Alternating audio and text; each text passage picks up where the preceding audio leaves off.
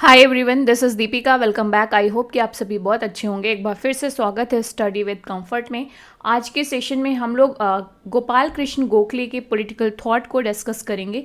Indian political thought में जितने भी थिंकर्स हैं उसमें से एक इम्पॉर्टेंट टॉपिक है हमारे एग्ज़ाम पॉइंट ऑफ व्यू से, तो हम इसे आज पूरे सेशन में डिस्कस करेंगे। जो डिस्कशन का फ्रेमवर्क रहेगा मैं एक बार उसे एक्सप्लेन कर दूं। पहले हम एक बेसिक इंट्रोडक्शन डिस्कस करेंगे जो हम political thought of Gopal Krishna Gokhale के उसमें लिख सकते हैं। देन हम पॉलिटिकल थॉट डिस्कस करेंगे गोखले के, जिसमें कि हम उनके जो बेसिक कॉन्सेप्ट्स हैं, बेसिक आइडियाज़ हैं, उनको डिस्कस करेंगे। एंड इसको डिस्कशन के बाद मैं समराइज़ करूँगी इन सारे पॉइंट्स को, ताकि आपको आंसर राइटिंग में आसानी हो सके। ओके, तो यहाँ पर ये पॉइंट्स में पॉलिटिकल थॉट को यहाँ पर समराइज़ किया जाएगा, देन कंक्लूड किया जाएगा आज के इस डिस्कशन का। ओके, तो ये पूरा फ्रेमवर्क रहेगा आज के इस डिस्कशन को। तो आइए शुरू करते हैं हम आज का ये डिस्कशन। तो इंट्रोडक्शन में आप बहुत बेसिक सा लिख सकते हैं, जैसे कि जो भी पॉलिटिकल थॉट या आइडियाज़ हैं ना, वो वैक्यूम में इवॉल्व नहीं होते। इसका बेसिक सा मतलब ये है कि एक पर्टिकुलर जो social, economic and political atmosphere होता है, जो सरकमस्टेंसेस प्रेजेंट होती हैं उस पॉलिटिकल थिंकर के टाइम पीरियड में, वो बहुत ज़्यादा इन्फ्लुएंस करती है पॉलिटिकल थिंकर के आइडियाज़, थॉट प्रोसेस या थिंकिंग को डेवलप करने पे। ओके, चाहे आप वेस्टर्न पॉलिटिकल थॉट को देख लीजिए, चाहे वो कार्ल मार्क्स हो, चाहे वो प्लेटो, एरिस्टोटल या कोई भी पॉलिटिकल थिंकर को उठाकर देख लीजिए, उनके जो थॉट्स होते हैं काफ़ी हद तक उस टाइम की जो सिचुएशन होती है, सरकमस्टेंसेस होती हैं, जो इश्यूज चल रहे होते हैं। ओके, जैसे जे.एस. मिल हो गए, हॉब्स लॉक रूसो हो गए, उनके उस समय की स्थिति जो होती है, सरकमस्टेंसेस होते हैं, वो बहुत ज़्यादा इम्पैक्ट डालते हैं इनके आइडियाज़ एंड थॉट्स पे। तो जो गोपाल कृष्ण गोखले हैं, ये भी कोई एक्सेप्शन नहीं है। जैसे कि एक थिंकर को बोला जाता है is a product of his time. Okay, तो इसी तरह से गोपाल कृष्ण गोखले के टाइम पे जो भी social, economic and political issues चल रहे थे, ओके, उसका बहुत ज़्यादा प्रभाव पड़ा इनके थॉट प्रोसेस में, जो इनके पॉलिटिकल थॉट पे रिफ्लेक्ट होगा। आगे चलकर हम पॉइंट्स में देखेंगे। ओके, सो आप देखोगे कि अगर हम पर्टिकुलरली इंडियन पॉलिटिकल थॉट की बात करें, so modern Indian political thought का जो डेवलपमेंट हुआ है वो क्लोजली लिंक्ड है किसके साथ में? Development of the Indian national movement. ये चीज़ आपको ध्यान रखनी है यहाँ पर कि काफ़ी हद तक जो इंडियन नेशनल मूवमेंट की जर्नी रही है, इसका काफ़ी हद तक प्रभाव पड़ा या लिंक्ड है development of the modern Indian political thought. क्योंकि ये जो सारे थिंकर्स हम पढ़ रहे हैं, जैसे कि गोपाल कृष्ण गोखले, ये सारे थिंकर्स किस टाइम से बिलोंग कर रहे हैं? जब Indian national movements on going था।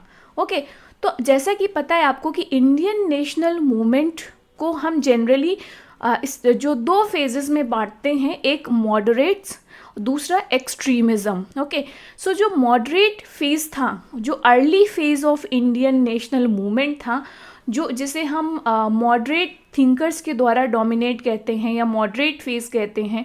मॉडरेट फेज़ क्यों कहते हैं? क्योंकि इनका लिबरल पॉलिटिकल आउटलुक था। ये कॉन्स्टिट्यूशनल मीन्स के थ्रू प्रोग्रेस करना चाहते थे, वो भी ग्रेजुअली।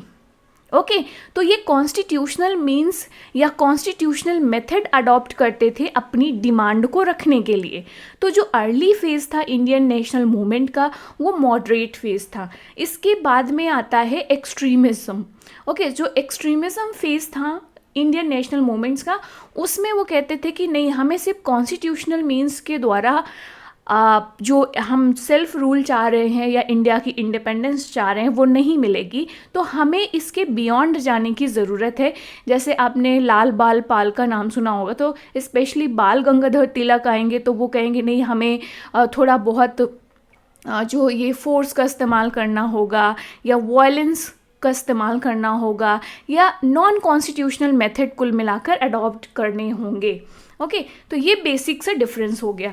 तो जो गोपाल कृष्ण गोखले हैं, ये किस फेज़ से बिलोंग कर रहे हैं? यहाँ पर जो early phase of Indian national movement है, जिसे हम मॉडरेट फेज़ कह रहे हैं। अलॉन्ग विथ जैसे कि एम.जी. रनाडे भी उस टाइम से बिलोंग करते हैं और इनसे बहुत ज़्यादा प्रभावित होंगे गोपाल कृष्ण गोखले। तो जो मॉडरेट थिंकर्स हैं, जैसे कि हमने बताया कि लिबरल पॉलिटिकल आउटलुक रखते हैं और वो ग्रेजुअल सोशल प्रोग्रेस चाहेंगे। तो मॉडरेट थिंकर्स जो थे, जैसे कि justice MG. Ranade, Gopal Krishna Gokhale and और भी बहुत सारे जो लीडर्स थे नेशनल मूवमेंट के, उनका मानना था कि जो ब्रिटिश रूल इन इंडिया है ये गॉड का एक गिफ्ट है और ब्रिटिश रूल जो इंडिया में है इसके तहत इनके रहने से ही हम जो इंडियन सोसाइटी का मॉडर्नाइजेशन की प्रोसेस है उसे जारी रख सकते हैं। तो कुल मिलाकर ये था कि इंडिया में अगर हमें इंडियन सोसाइटी का मॉडर्नाइजेशन करना है, इंडिया का सोशल एंड इकोनॉमिक रिफॉर्म्स करना है, तो जो ब्रिटिश रूल है हमें इसका वेलकम करना चाहिए इंडिया में। और ब्रिटिश रूल जो इंडिया में रहेगा ये बहुत अच्छा है इंडिया के लिए, ताकि हम इंडिया का social and economic progress ensure कर सके, मॉडर्नाइजेशन कर सके इंडियन सोसाइटी का। थोड़े थोड़े डिमांड्स रखेंगे लेकिन कॉन्स्टिट्यूशनल मीन्स को ध्यान में रखकर, या कॉन्स्टिट्यूशनल मीन्स या कॉन्स्टिट्यूशनल जो तरीके हैं उनके द्वारा ही हम अपनी डिमांड्स को रखेंगे। तो ये ब्रिटिशर्स को भगाने के मूड में नहीं थे, राइट, ये वेलकम कर रहे थे ब्रिटिश रूल को इन इंडिया को। क्यों? क्योंकि इनका मानना ये था कि जो ब्रिटिश या यूरोप का जो नेशन सिस्टम है, जो यूरोप का लिबरल थॉट्स हैं, ये इंडिया में लाना बहुत ज़रूरी है अगर इंडियन सोसाइटीज़ का मॉडर्नाइजेशन करना है, एजुकेशन सिस्टम रिफॉर्म करना है, सोशल एंड इकोनॉमिक रिफॉर्म्स करने हैं। तो तो इस तरीके के कुछ थॉट्स का प्रभाव आप देखोगे कि गोपाल कृष्ण गोखले के थॉट प्रोसेस पर भी पड़ा है। इसीलिए बोला जाता है कि अ thinker is a product of his time, क्योंकि ये early phase of Indian national movement था जो मॉडरेट थिंकर्स के द्वारा डोमिनेटेड था, तो इसका प्रभाव गोपाल कृष्ण गोखले के पॉलिटिकल थॉट्स पर भी पड़ा है। अगर हम इनका थोड़ा बहुत बायोग्राफी डिस्कस करें तो गोपाल कृष्ण गोखले का जन्म रत्नागिरी डिस्ट्रिक्ट पे होता है 9 मई 1866 को। इनके जो फादर थे वो क्लर्क थे, फिर पुलिस सब इंस्पेक्टर की पोस्ट तक जाते हैं और अब इन्होंने अपना टीचिंग कैरियर शुरू किया आफ्टर एजुकेशन, जहाँ पर ये एम.जी. रनाडे से मिलते हैं और उनके अंडर में या उनके गाइडेंस में रहकर ये अपना पब्लिक लाइफ का जो कैरियर है उसे शुरू करते हैं। और एम.जी. रनाडे के जो थॉट्स हैं उसका बहुत ज़्यादा प्रभाव पड़ता है इन पर, ये काफ़ी हद तक इम्प्रेस रहते हैं उनसे। फिर ये जो सार्वजनिक सभा है, एक पब्लिक बॉडी इस्टेब्लिश की गई, उसके सेक्रेटरी भी बनते हैं, जो कॉमन पीपल के इंटरेस्ट को सर्व करती है ये बॉडी। तो जो गोपाल कृष्ण गोखले हैं ये ब्रिटिश एजुकेशनल सिस्टम्स के प्रोडक्ट थे, उस एजुकेशन सिस्टम से पढ़े हुए थे। तो स्वाभाविक सी बात है इसका प्रभाव इनके थॉट्स पर पड़ेगा और इन्होंने मॉडर्न आउटलुक अडॉप्ट किया टुवर्ड्स द जो लाइफ है एंड जो भी इनके थॉट्स हैं उसको लेकर। तो एक तरीके से आप इंग्लिश एजुकेटेड एलीट की क्लास में शामिल होने की बात कर सकते हैं। तो ये था बेसिक इंट्रोडक्शन। आई होप कि एक बैकग्राउंड आपको क्लियर हो गया होगा और एक बेसिक इंट्रोडक्शन आप इसके बारे में लिख सकते हैं। अब हम आते हैं अपने मेन पार्ट में, अपने जो political thought of Gopal Krishna Gokhale discuss कर रहे हैं वो है पॉलिटिकल थॉट इनके। तो पॉलिटिकल थॉट को मैं डिटेल में शुरू करूं उससे पहले मेरी हम्बल रिक्वेस्ट है गाइज आपसे, अगर आप पहली बार मेरे चैनल में आए हैं तो प्लीज़ चैनल को सब्सक्राइब करिएगा, बेल आइकन प्रेस करके जो नोटिफिकेशन है उसको ऑन कर लीजिएगा ताकि नए लेक्चर की नोटिफिकेशन आप तक पहुंच सके। आप चैनल की प्लेलिस्ट ज़रूर एक्सप्लोर करिएगा अपने सिलेबस के अकॉर्डिंग, जहाँ पर हमने सेपरेट प्लेलिस्ट बना रखी है, जैसे कि IR की आपको सेपरेट प्लेलिस्ट मिल जाएगी, वेस्टर्न पॉलिटिकल थॉट की मिल जाएगी, इंडियन पॉलिटिकल थॉट की मिल जाएगी, comparative politics, public administration, UGC net examination से रिलेटेड बहुत सारे लेक्चर्स मिल जाएंगे, आंसर राइटिंग से रिलेटेड बहुत सारे लेक्चर्स मिल जाएंगे आपको। तो प्लीज़ प्लेलिस्ट को एक्सप्लोर करिएगा ताकि आप अपने सिलेबस को कवर कर सकें। तो आइए हम डिस्कस करते हैं पॉलिटिकल थॉट्स को डिटेल में। तो गोपाल कृष्ण के पॉलिटिकल थॉट जो हैं वो रिवॉल्व करते हैं around the socio political issues of that time. तो गोपाल कृष्ण गोखले के टाइम पे जो सरकमस्टेंसेस थी, तो उस दौरान जो सोशियो पॉलिटिकल इश्यूज चल रहे थे इंडिया में, उसके दौरान तभी ये कहते हैं ना कि ब्रिटिशर्स का होना या इंडिया में ब्रिटिश रूल बहुत ज़रूरी है ताकि हम इंडियन सोसाइटी का मॉडर्नाइजेशन कर सकें, इकोनॉमिक एंड सोशल रिफॉर्म कर सकें यहाँ पर।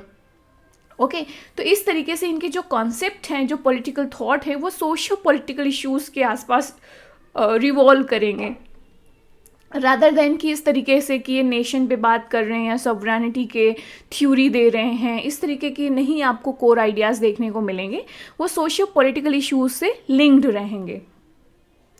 तो गोखले जो हैं वो कन्विंस थे इस बारे में कि जो ब्रिटिश रूल है इंडिया में ये कंटिन्यू रहना चाहिए और कुछ समय तक, जब तक इंडिया या इंडियंस अपने सेल्फ रूल को नहीं अडॉप्ट कर सकते या जो है इम्प्लीमेंट कर सकते हैं। तो यहाँ पर ब्रिटिश रूल ज़रूरी था अगर इंडिया को मॉडर्नाइज होना है। ओके अब इसी तरीके से अगर हम ब्रिटिश रूल के अंडर में रहकर इंडियन सोसाइटी का मॉडर्नाइजेशन कर लेंगे, तो यहाँ पर इंडियन कम्युनिटी भी उन नेशंस को ज्वाइन कर लेगी जो इंडिपेंडेंट स्टेट बने हैं यूरोप में। तो यूरोप का जो नेशन स्टेट सिस्टम है उसकी कैटेगरी में इंडिया भी आ जाएगा, या इंडिया भी उन कम्युनिटीज़ को ज्वाइन कर लेगा जो यूरोप की कम्युनिटीज़ हैं। तो इसलिए इंडिया का सोशल इकोनॉमिक रिफॉर्म्स या जो पॉलिटिकल रिफॉर्म्स है ये ज़रूरी थे, वो भी हमें ब्रिटिशर्स के अंडर में रह के करना होगा, तभी पॉसिबल है। Got it. तो आप देखोगे कि जॉन स्टुअर्ट मिल की जो लिबरल फिलॉसफी थी उसका बहुत ज़्यादा प्रभाव पड़ता है गोपाल कृष्ण गोखले के पॉलिटिकल थॉट पे। अब ये लिबरलिज्म क्या है यहाँ पर, उसको थोड़ा सा मैं यहाँ पे आपको दो कि आपने लिबरलिज्म पढ़ा होगा जॉन स्टुअर्ट मिल के बारे में, लेकिन थोड़ा बहुत मैं यहाँ पे डिस्कस करती हूँ कि लिबरलिज्म एक तरीके की एक आइडियोलॉजी है जिसका जिसका कमिटमेंट है या कोर आइडिया है इंडिविजुअल फ्रीडम को सिक्योर करना। ओके तो इस तरीके से जो गवर्नमेंट का इंटरफेरेंस है इंडिविजुअल की वे ऑफ लाइफ में या कम्युनिटी में वो मिनिमम होना चाहिए। ओके तो लिबरलिज्म कहता है कि गवर्नमेंट या स्टेट का काम क्या है, समाज में या सोसाइटी में लॉ एंड ऑर्डर मेंटेन करना। ओके लॉ एंड ऑर्डर को मेंटेन करना, और इसके अलावा जो वे ऑफ लाइफ है इंडिविजुअल की जो फ्रीडम है उस पर इंटरफेयर नहीं करना है। So liberalism stand against coercive interference of any kind in any walk of life of the individual. Got it. तो इसका बहुत ज़्यादा प्रभाव पड़ा गोखले के जो पॉलिटिकल थॉट्स है उस पर। तो Gokhale was a moderate and liberal political thinker. तो इनके थॉट्स भी कुछ इसी तरीके के ही होंगे। Getting it. तो हमने ये इनका मानना क्या था कि जो पॉलिटिकल प्रोग्रेस ऑफ इंडिया है that must be based on the law and order. दूसरा कि जो पॉलिटिकल गोल्स थे इनके वो क्या थे कि भाई कॉलोनियल सेल्फ गवर्नमेंट के साथ रहे, मतलब हम सेल्फ गवर्नमेंट तो अचीव करें लेकिन with in the British rule, with in the British rule. ऐसा ना हो कि हम इनको भगा कर फिर अपना रूल अडॉप्ट करें। इसके बाद से इनका मेन था कि कॉन्स्टिट्यूशनल एग्रीगेशन या कॉन्स्टिट्यूशनल मीन्स हम अडॉप्ट करें to attain the desired end. अगर हमें जो पॉलिटिकल इंस्टीट्यूशंस हैं उस पे रिप्रेजेंटेशन चाहिए, इंडियंस का पार्टिसिपेशन चाहिए, तो इस तरीके के जो हमारे गोल्स हैं इनको अचीव करने के लिए हमें कॉन्स्टिट्यूशनल मीन्स का सहारा लेना चाहिए, ना कि वायलेंस का। एक चीज़ यहाँ पर ध्यान रखने की ज़रूरत है कि जो गोखले हैं ये क्लासिकल लिबरल थिंकर्स जो हैं उनसे थोड़ा डिफरेंट थे। हमने देखा ना कि गोखले एक लिबरल थिंकर हैं, तो लिबरलिज्म के भी कई सारे फेजेस हैं या स्टेजेस हैं, जैसे क्लासिकल लिबरलिज्म, ओके देन इसके बाद से सोशल लिबरलिज्म, नियो लिबरलिज्म, ये सारे मैंने अपने पॉलिटिकल थ्योरी में पढ़ाया हुआ है, आप प्लेलिस्ट पे चेकआउट कर सकते हो। तो क्लासिकल लिबरलिज्म स्ट्रिक्ट सेंस में कहता है कि भाई स्टेट का कोई रोल नहीं है इंडिविजुअल्स की लाइफ में इंटरफेयर करने का। स्टेट सिर्फ क्या करे, लॉ एंड ऑर्डर मेंटेन करे, बाकी कुछ नहीं, जिसे हम लेज़र-फेयर पॉलिसीज़ कहेंगे। तो यहाँ पर जो गोखले हैं ये कहते हैं कि नहीं, स्टेट का पॉजिटिव रोल होना चाहिए। तो ये एक पॉजिटिव लिबरलिज्म की बात करते हैं कि भाई अगर हमें इंडियन सोसाइटीज़ का मॉडर्नाइजेशन करना है, डेवलप करना है, तो स्टेट तो इंटरफेयर करेगा। उस समय स्टेट कौन है, ब्रिटिश रूल है, तो ब्रिटिश रूल का इंटरफेरेंस अलाउड है इन दैट केस अगर ये इंडियन सोसाइटी के मॉडर्नाइजेशन एंड डेवलपमेंट पे असिस्ट कर रहा है। तो समझ में आ रही मेरी बात ये। नेक्स्ट पॉइंट, गोखले वॉज एक सोशल रिफॉर्मर थे, ओके। और इस तरीके से इंडियन सोसाइटी में इन्होंने फेवर किया कि भाई लेजिस्लेशन के द्वारा कुछ सोशल चेंजेस लाए जाने चाहिए इंडियन सोसाइटी में, जो स्पेशली बेस्ड हो ह्यूमैनिटेरियन एंड लिबरल आउटलुक पे। तो लेजिस्लेशन बहुत ज़रूरी है, मतलब लॉ मेकिंग। लेजिस्लेशन का मतलब है लॉ मेकिंग। तो लॉ बनाकर इंडियन सोसाइटी में पॉजिटिव चेंजेस लाए जाने चाहिए, पॉजिटिव सोशल चेंजेस लाए जाने चाहिए। जैसे मान लीजिए एजुकेशन ही है, तो एजुकेशन का एक्सेस सबको मिले। ये कैसे मिलेगा, लेजिस्लेशन के द्वारा। जो रिप्रेजेंटेटिव इंस्टीट्यूशंस हैं उसमें इंडियन को भी रिप्रेजेंटेशन मिलना चाहिए। ये कैसे मिलेगा, लेजिस्लेशन के द्वारा, लॉ मेकिंग के द्वारा, रिफॉर्म्स के द्वारा। तो ये इनका यहाँ पर आउटलुक था। जो गोखले हैं ये बहुत ज़्यादा प्रभावित थे आयरिश होम रूल मूवमेंट से। आयरिश होम रूल मूवमेंट क्या था, ये इंटरनल एक ऐसा मूवमेंट था, कैंपेन था, जो इंटरनल ऑटोनॉमी की डिमांड कर रहे थे आयरलैंड में within the British empire. कि ब्रिटिश वहाँ पे जो द यूनाइटेड किंगडम का रूल था उसके तहत इनको इंटरनल ऑटोनॉमी, जिसे हम सेल्फ गवर्नमेंट कहेंगे, वो चाहिए, ओके। तो यही चीज़ें इंडिया में भी डिमांड कर रहे थे। तो अगर हमने अभी तक के डिस्कशन को थोड़ा डिटेल में पढ़ा है, अगर उसको हम समराइज़ करें कुछ पॉइंट्स में आपकी कॉम्प्रिहेंसिव अंडरस्टैंडिंग के लिए कि एक्चुअल में जो पॉलिटिकल थॉट हैं गोपाल कृष्ण गोखले के वो क्या हैं। तो पहला, faith in British liberalism, got it, ये समझ में आ गया, जहाँ पर लिबर्टी या इंडिविजुअल फ्रीडम को ये बहुत ज़्यादा इंपॉर्टेंस देंगे। सेल्फ गवर्नमेंट, वो भी इनका जो स्वराज था with in the British rule, ये हमने पॉइंट्स हम यहाँ से निकाल सकते हैं। दूसरा, belief in a constitutional means, तो अर्ली फेज था जो इंडियन नेशनल मूवमेंट का, उससे बिलोंग करते हैं, जहाँ पे मॉडरेट थिंकर्स डोमिनेट करते थे। और जो गोपाल कृष्ण गोखले हैं ये भी एक लिबरल एंड मॉडरेट थिंकर हैं। तो ये कॉन्स्टिट्यूशनल मीन्स पे बहुत ज़्यादा जोर देते हैं, किस लिए, टू अचीव द या to attain the desired goals. British rule को प्रेज करते हैं और कहते हैं कि इंडिया के लिए ये गिफ्ट है, और इंडियन कम्युनिटीज़ या सोसाइटीज़ का मॉडर्नाइजेशन एंड डेवलपमेंट करना है तो वो हम ब्रिटिश रूल के अंडर में रहकर ही कर सकते हैं। एडमिनिस्ट्रेटिव रिफॉर्म्स, लेजिस्लेटिव रिफॉर्म्स बात करते हैं अगर इंडियन सोसाइटीज़ में सोशल एंड पॉलिटिकल चेंजेस लाने हैं तो ये कहते हैं कि रिप्रेजेंटेटिव इंस्टीट्यूशन को इस्टेब्लिश किया जाना चाहिए इंडिया में। तो ये जो रिप्रेजेंटेटिव इंस्टीट्यूशन है कहीं ना कहीं जो ब्रिटिश लिबरलिज्म का एक कैरेक्टरिस्टिक है। जो ब्रिटिश लिबरलिज्म है ये रिप्रेजेंटेटिव इंस्टीट्यूशन, डेमोक्रेसी, जो डेमोक्रेटिक आइडियाज़ हैं, इसका ही एक पार्ट है। तो ये इसको कहते हैं कि इंडिया में इस्टेब्लिशमेंट किया जाना चाहिए इन रिप्रेजेंटेटिव इंस्टीट्यूशन का भी।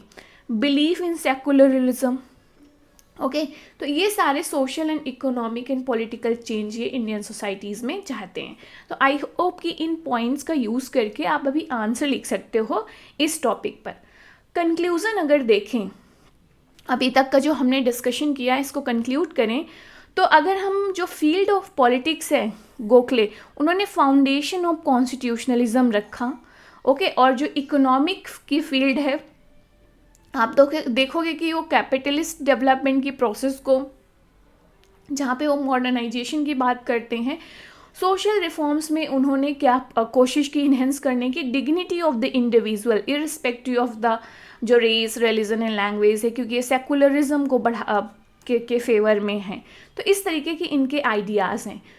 तो इस तरीके से आप ये कह सकते हो कि जो इंडियन सोसाइटीज़ हैं उसका हर एक सेंस या हर एक एस्पेक्ट पे ये मॉडर्नाइज करना चाह रहे थे, कुछ पॉजिटिव या सर्टेन सोशल चेंजेस लाना चाह रहे थे जो इंडियन सोसाइटीज़ को मॉडर्नाइज करे और अलाइन हो जाएं जो यूरोप के जो नेशन स्टेट सिस्टम है, कम्युनिटीज़ हैं, उनके मतलब पैरेलल।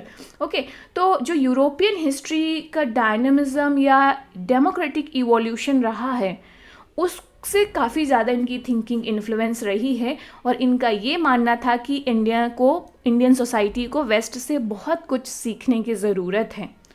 तभी ये वहाँ के होम रूल या सेल्फ गवर्नमेंट या सेल्फ रूल या इसके बाद से liberalism, individual freedom and dignity, इन सारी चीज़ों को ये बहुत ज़्यादा यहाँ इंडिया में भी अप्लाई करने की यहाँ पर ये जोर देते हैं। ओके, तो ये हो गया गोपाल कृष्ण गोखले के पॉलिटिकल थॉट्स जो हमने डिस्कस किए इस पूरे सेशन में। एंड आई होप कि आपको पसंद आया होगा और आपके लिए बहुत हेल्पफुल रहेगा। कमेंट करके अपनी फीडबैक ज़रूर दीजिएगा। मुझे इंस्टाग्राम पे फॉलो कर लीजिए। इंस्टाग्राम की लिंक आपको वीडियो के डिस्क्रिप्शन बॉक्स में मिल जाएगी या अबाउट सेक्शन में मिल जाएगी। ओके, तो मुझे ज़रूर फॉलो करिएगा एंड प्लीज़ चैनल को सब्सक्राइब करिएगा। अगर आप पहली बार आए हैं अपने दोस्तों के साथ शेयर करिएगा और आप प्लेलिस्ट ज़रूर चेकआउट करिएगा according to your syllabus. So see you in the next video. Bye bye, take care, keep learning, keep exploring.